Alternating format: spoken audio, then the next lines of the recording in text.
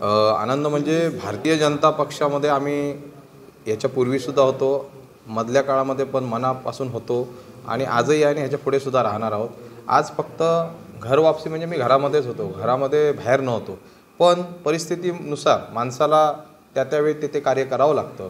भारतीय जनता पक्ष हा खूप जगातील एक नंबर पक्ष आहे, देशातील एक नंबर पक्ष आहे, राज्यातली आहे.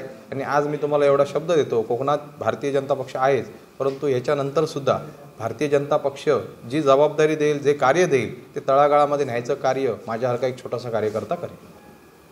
मी बेगमी काही करत नाही आहे, मी छोटासा कार्यकर्ता आहे. ही सर्व मतं भारतीय जनता पक्षाची आहेत. मी एवढंच सांगतो की ह्याच्यापुढे सर्वसामान्य जनतेचा फायदा होईल. योग्य दिशेने भारतीय जनता पक्ष जे मार्गदर्शन करेल तसंच आमचे सर्व कार्यकर्ते आणि मी कार्यकर्ता म्हणून कार्य करणार. मी तुम्हाला मगाशीच म्हटलं की मी छोटासा कार्यकर्ता आहे.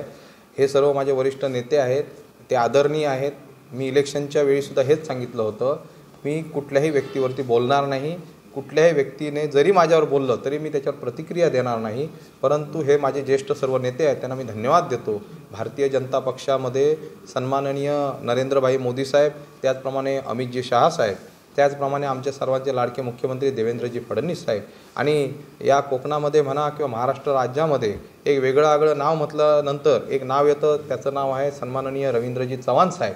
या सर्वांचे मी आभार व्यक्त करतो. माझ्यासोबत आलेले हायकोर्टचे ॲडव्होकेट अनिलजी नेरोडेकर सर म्हणा, आमचे सर्व वेंगुर्ला, सिंधुदुर्ग आणि दोडामार्ग, सावंतवाडीच्या सर्व कार्यकर्त्यांना मी धन्यवाद मानतो. कारण एवढ्या जोरदार पावसामध्ये हजारोंच्या संख्येने मंत्रालयाच्या समोर तळकोकणातली लोक येणं ही सोपी गोष्ट नाही आहे.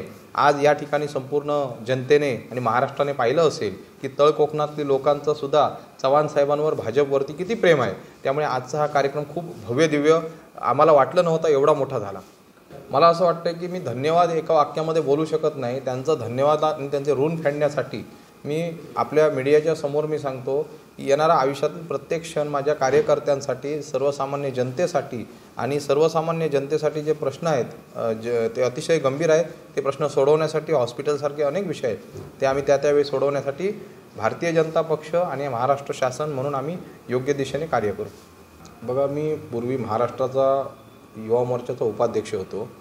आज मी एक छोटासा कार्यकर्ता आणि त्यावेळी कार्यकर्ताच होतो. की माझ्यावर आणि भारतीय जनता पक्षावर प्रेम करणारे असंख्य लोक आहेत. मुंबई, पनवेल म्हणा, रायगड म्हणा, रत्नागिरी म्हणा, राजापूर, चिपळूण, त्याचप्रमाणे कोकणात सिंधुदुर्गपर्यंत संपूर्ण स्वागत केलं जाईल. कार्यकर्त्यांकडनं फोन येत आहेत की आज आपण भारतीय जनता पक्षामध्ये पुन्हा एकदा आमच्यासोबत असल्यामुळे आम्हाला उत्तेजन, ताकद आलेली आहे. त्यामुळे उद्याचा दौरा हा सिंधुदुर्गाच्या दिशेने आमचा जाईल. आज आम्ही रत्नागिरी आणि रायगडच्या दिशेने स्वागत समारंभ करत आम्ही पुढे जाऊ. नाही, इतर पक्षांचा मी आदर करतो. कुठल्याही पक्षाच्या नेत्याने किंवा तिथल्या प्रमुखांनी मला संपर्क केला, परंतु आदर करणं हा काळाची गरज आहे. परंतु मी चव्हाण साहेबांना या आमच्या भाजप पक्षाचा मायबाप मानतो आणि भाजप पक्षामध्ये कार्य करण्याची शैली आणि कार्य करण्याची पद्धत हे आपणाला आवडत असल्यामुळे भारतीय जनता पक्ष हाच आम्ही स्वीकारलेला आहे. अनेक पक्षांची नावं घेत नाही, पण त्यांचंसुद्धा आपल्यावरती प्रेम आहे. एक विशाल परबवरती प्रेम करणारे अनेक पक्ष आहेत, परंतु ज्यावेळी पक्षनिष्ठा येते त्यावेळी भारतीय जनता पक्षाचं नाव घेतलं जातं.